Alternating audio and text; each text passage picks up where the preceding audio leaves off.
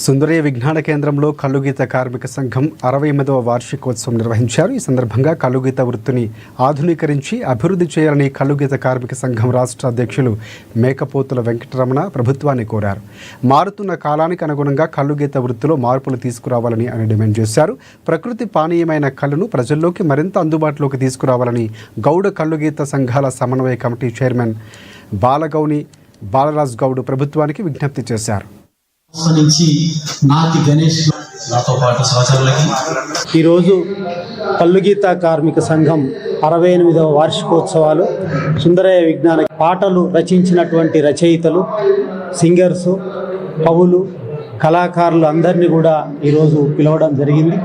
రాష్ట్ర వ్యాప్తంగా కూడా జెండా ఆవిష్కరణ కార్యక్రమాలు ఈరోజు చేస్తూ ఉన్నారు. రాష్ట్రంలో సుదీర్ఘ చరిత్ర ఉన్నటువంటి సంఘం కల్లుగీత కార్మిక సంఘం. ఆనాడు అనేక సమస్యలు ఉంటే ఆ సమస్యల పరిష్కారం కోసం, హక్కుల సాధన కోసం సంఘాల నాయకులు పెద్ద ఎత్తున ఉద్యమాలు చేసి హర్రాజు మామలాలు రద్దు చేసుకొని సొసైటీలని ఏర్పాటు చేసుకోవడం జరిగింది. అట్లాగే టీఎఫ్టీలను ఏర్పాటు చేసుకోవడం జరిగింది.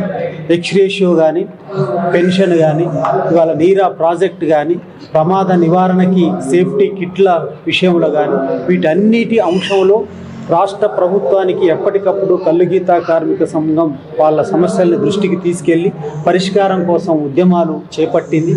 ఆ పరిష్కారంతో పాటు రేపు భవిష్యత్తులో వీళ్ళకు ఉపాధి కలగాలంటే ప్రభుత్వం ఆలోచన